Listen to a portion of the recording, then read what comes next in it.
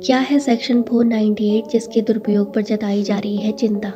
बेंगलुरु के रहने वाले टेक एक्सपर्ट अतुल सुभाष की हत्या ने भारतीय दंड संहिता आईपीसी की धारा 498 ए के कथित दुरुपयोग पर तीखी बहस छेड़ दी है, जिसमें टॉप वकीलों ने चिंता भी व्यक्त की है और सुधार के सुझाव दिए हैं। बता दें कि कथित तौर पर अपनी पत्नी और उसके परिवार से उत्पीड़न का सामना कर रहे सुभाष ने बीते 9 दिसंबर की सुबह आत्महत्या कर ली थी।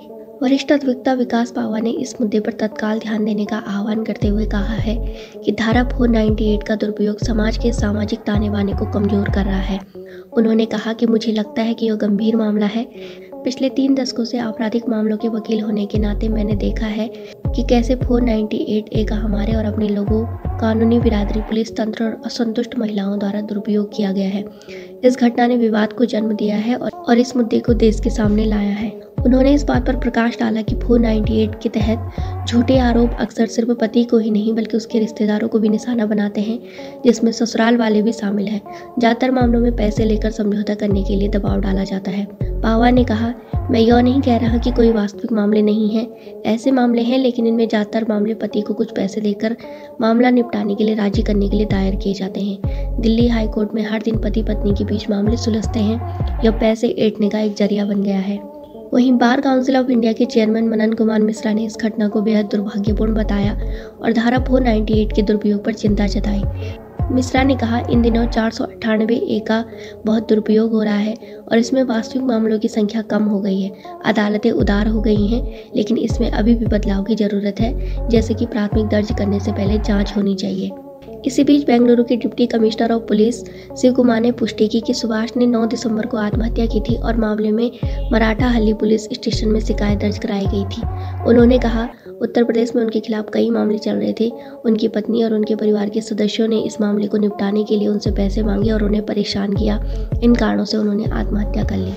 क्या है सेक्शन 498? भारतीय दंड संहिता में धारा 498 ए को 1983 में शामिल किया गया था ताकि पति और उसके रिश्तेदारों द्वारा विवाहित महिला पर की गई किसी भी क्रूरता के लिए पर्याप्त सजा का प्रावधान किया जा सके। इसके तहत 3 साल की कैद और जुर्माना का प्रावधान है। यह अपराध संज्ञेय होने के साथ साथ गैर जमानती भी है। वहीं भारतीय न्याय संहिता 2023 बीएनएस की धारा 84 इसी प्रावधान से संबंधित है। इसमें कहा गया है कि अगर किसी महिला के पति या पति के रिश्तेदार ने किसी महिला के साथ क्रूरता की है तो उसे 3 साल तक की कैद की सजा दी जाएगी और जुर्माना भी लगाया जा सकता है।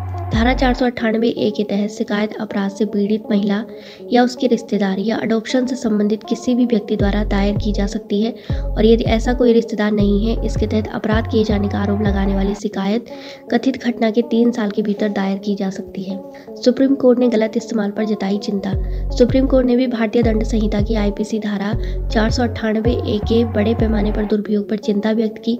जस्टिस बीबी नागरत्ना और जस्टिस एन कोटेश्वर सिंह पीठ ने मंगलवार कहा कि कभी कभी प्रावधान जिसका मूल उद्देश्य महिलाओं को घरेलू हिंसा और उत्पीड़न से बचाना है, कुछ महिलाओं द्वारा अपने पति और उसके परिवार को अपनी अनुचित मांगों को पूरा करने के लिए मजबूर करने के लिए तेजी से शोषण किया जा रहा है।